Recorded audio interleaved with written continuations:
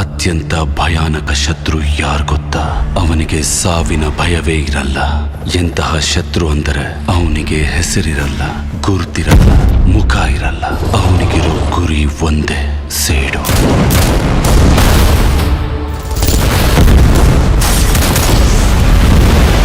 ಯಾರ್ ನೀನು? ಪ್ರಳಯ.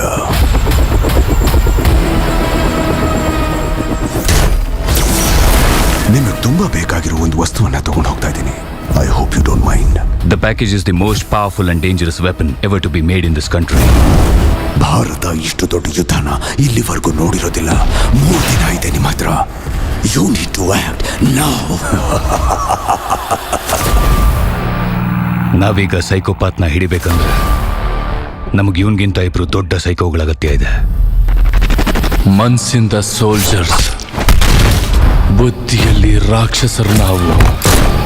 ನಮ್ಮಿಂದ ಹುಷಾರಾಗಿರಿ, ಭಾರತೀಯರು ನಾವು.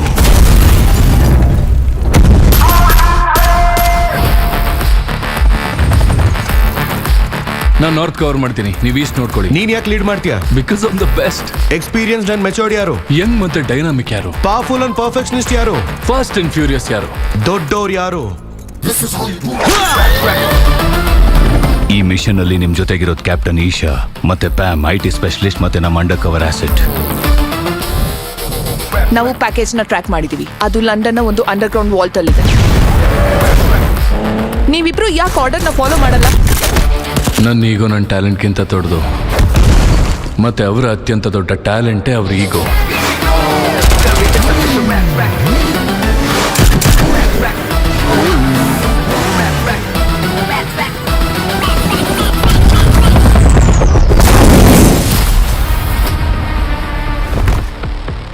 ನನಗ್ ನೀನ್ ಏನೆಲ್ಲ ಮಾಡಿದ್ಯೋ ಈಗ ಅದ್ರ ಬೆಲೆ ಪೂರ್ತಿ ಭಾರತ ಕೊಡುತ್ತೆ.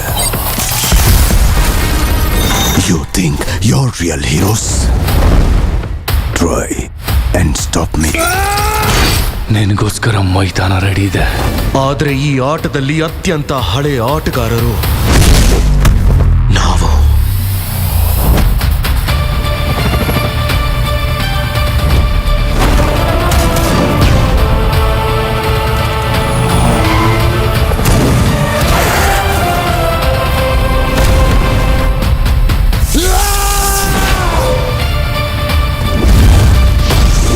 ನಮ್ಮ ರೆಜಿಮೆಂಟ್ ನ ಹೆಸರು ಮತ್ತೆ ಈ ರೆಜಿಮೆಂಟ್ ನ ಸೋಲ್ಜರ್ ಎಷ್ಟು ಪೆಟ್ಟು ತಿಂತಾನೋ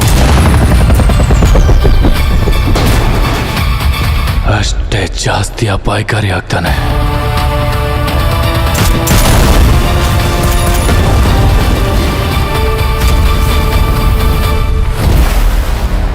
ನಾವು ಬಹಳ ಹಳೆಯ ಗೆಳೆಯರು. ಒಬ್ರಿಗೊಬ್ರು ಪ್ರಾಣ ಕೊಡೋಕ್ಕೂ ಸಿದ್ಧ, ಒಬ್ರಿಗೊಬ್ರು ಪ್ರಾಣ ತೆಗಿಯೋಕ್ಕೂ ಸಿದ್ಧ.